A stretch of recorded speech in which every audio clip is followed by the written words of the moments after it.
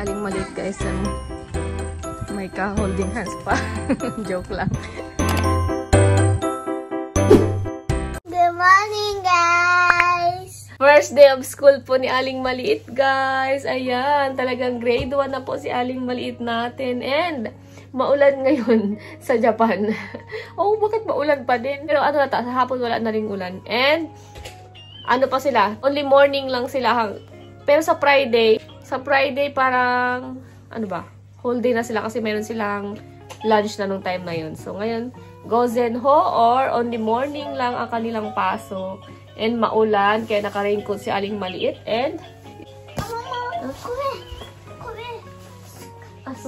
kailangan pala to i-ano sa damit niya. Tapos, ito guys, kailangan tong ilagay sa likod ng dandosel nila o ng bag nila.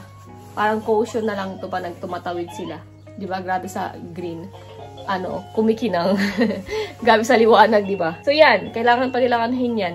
Ikabit. Siguro, ano yan, grade 2 pa talaga nila pwedeng tanggalin. Grade 1 talagang may ganyan sila.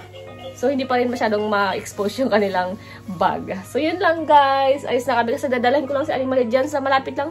As in, malapit lang kaysa dati sa park. So, dyan sila magkikita-kita tapos sabay-sabay sila maglalakad. Yung dito sa group lang niya. So, yun lang. And si Putya ko ando naglalaro. Good morning guys! Gising na rin ako. Pero iiwan lang ako dito kasi malapit lang naman yun eh. Kasi Papa na sa taas. Di pa nakakaalis. Pero aalis na si Papa punta. Hi guys! So ayan na tayo hindi ko natuloy yung vlog natin kahapon dahil nga maulan. Yung pagsundo ko maulan din. So yun. Tapos today naman, ngayong umaga, hindi ako nakapag-vlog dahil nga pin-repair ko yung mga kailangan niyang dalahin. Kasi nga, parang everyday mayroon silang dadalahin sa school na yung mga gamit nila. Paunti-unti yung dadalahin, hindi yung one time lang kasi mabigat nga naman. So, today, dinala na niya yung kanyang tinatawag nilang tools box. Toolbox? Sa ganun. So, yung laman ng toolbox nila, yung scissors, yung mga ganun, yung gamit sa art, clay. Lalo na yung clay, mabigat, 1 kilo na kaagad yun. Tapos yung box pa. Basta dala niya na today. So, kaya yun. Pati yung pang PE uniform nila, dala na nila. So, bukas naman ang dadalahin na lang nila is magaan na kasi ano na lang. Ano ba bukas ang dadalahin nila?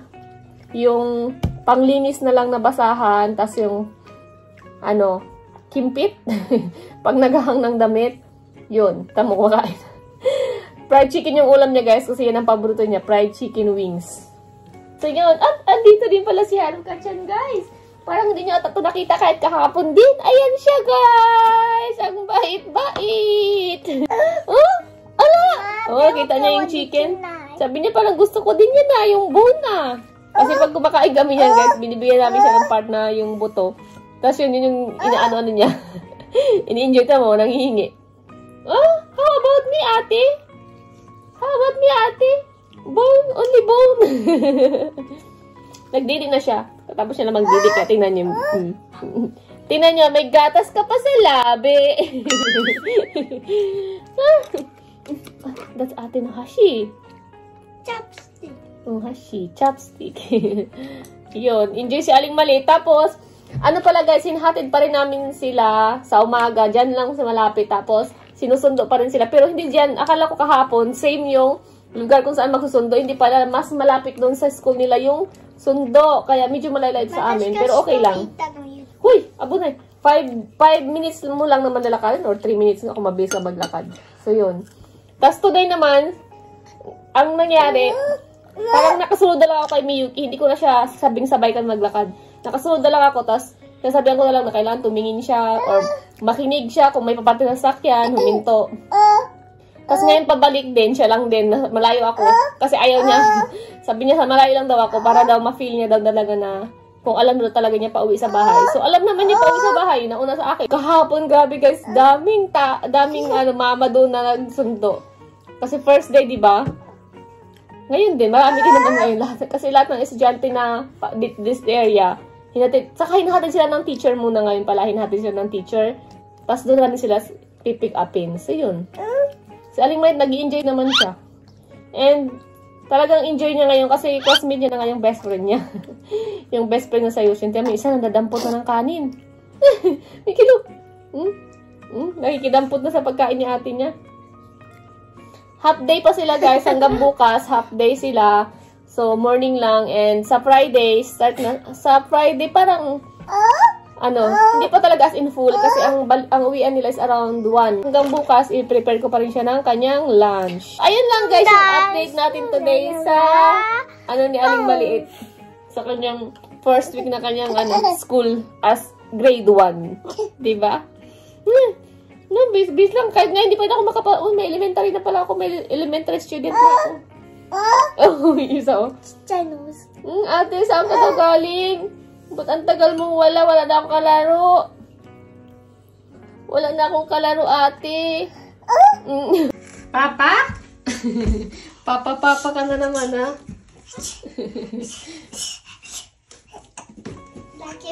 Papa dati. I'm doing this one. Go upstairs na naman, oh. Papa. Papa. Careful, ha? Papa.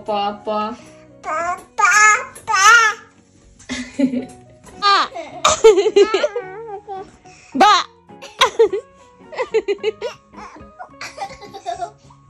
Mama, I can the book. Sinodis na naman ang video. Mama, atashi wa ii yo. Mama, atashi. Anata mo.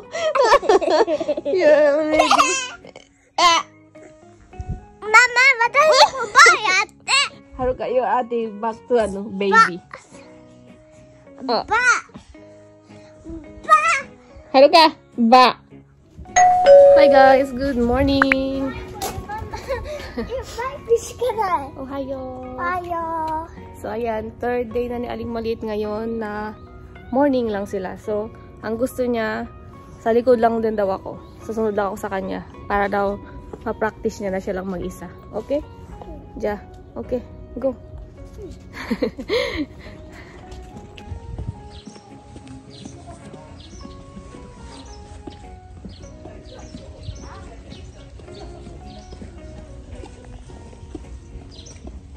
Ayo.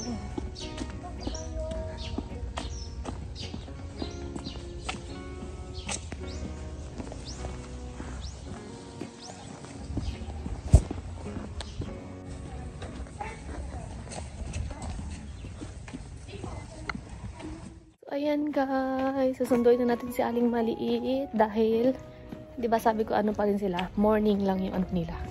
Kaya ayan, kasama si Haruka kasi gising.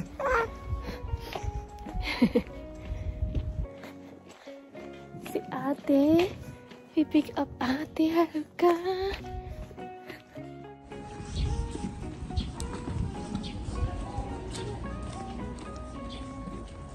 Nakawala sa Aling Maliit, ayan, gutom daw siya.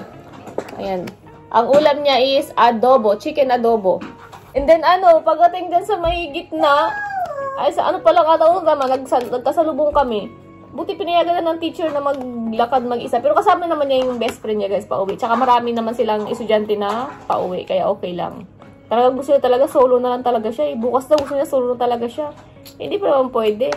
Next week, baka next week pwede na sila mag-solo. Then bukas ngayong may sila Kyoshoku or meron silang lunch sa school. Kaya ayan, bukas hindi siya kain ng lunch dito. Gutom na gutom. And nagpalit ng damit. Kasi mainit daw sa labas. Yung suot na daw kasi kanina yung habang manggas, diba? Nagpalit kasi daw mainit sa labas. Tapos din kasi ngayon, Thursday. So meron siyang balik class. Kaya yan daw susuotin niya sa balik class. Excited. Mamaya pa naman yung 4. Nagpalit na agad ng damit. So, yun lang. Kakain na rin kami ni Haruka. Si Haruka kasi nakatulog. Kaya, late na rin yung kain ni Haruka ng lunch. Hi guys. So, ayun. Magsunod tayo kay Aling Maliit. Today is Friday. Hindi ako nakablog kayo ng umaga dahil nagmamadali din kami kanina. And today, first na may, na may lunch na sila Aling Maliit. Kaya, yung uwi nila is around 2 PM. And susunduin natin si Aling Maliit.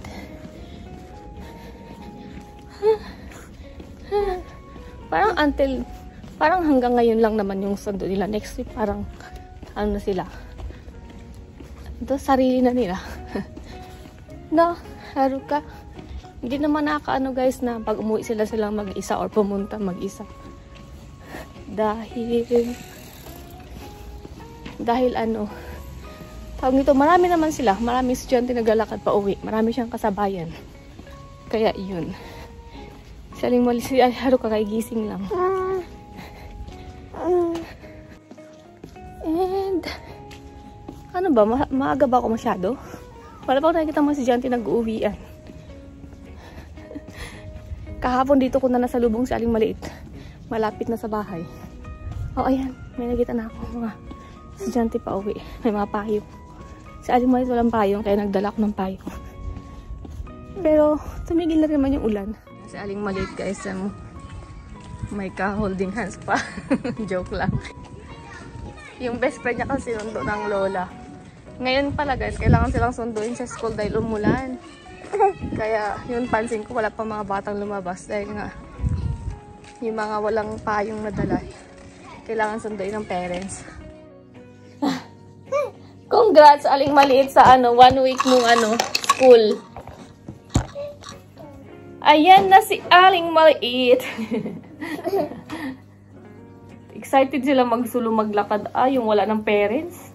Hindi nila pinapalapit yung mga mama nila. Di ba kaya narinig? Hindi pala akong vlog nun.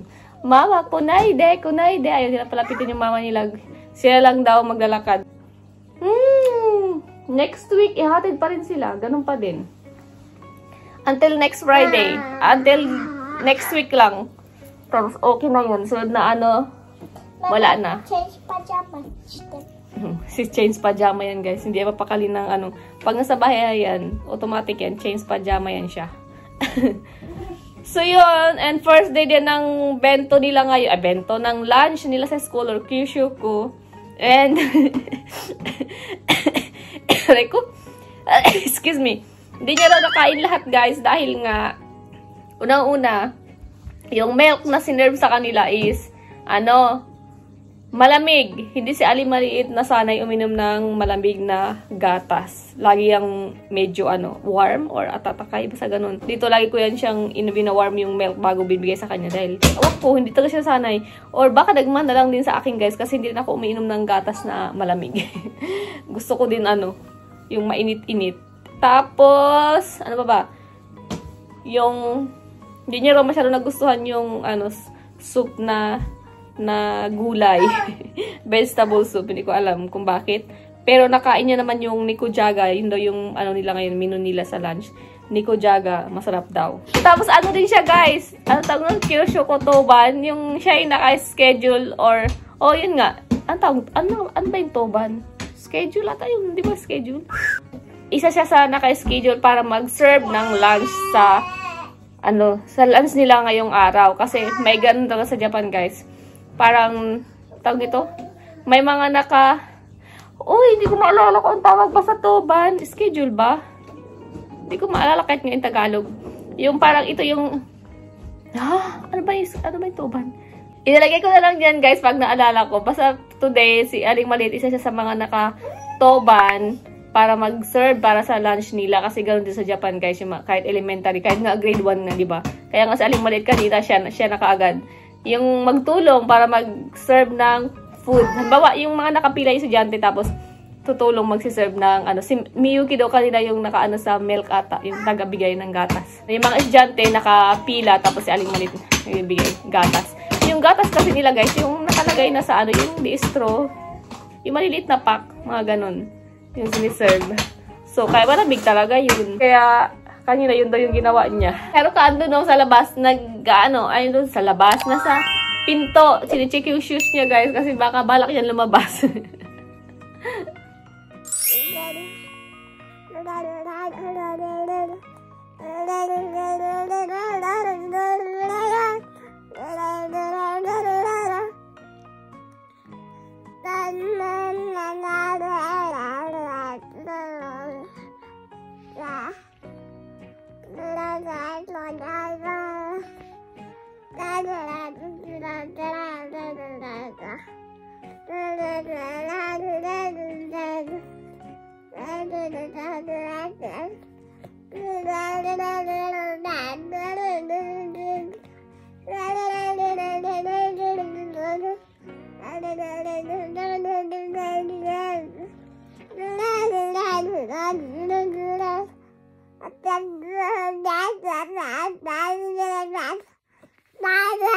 Bye.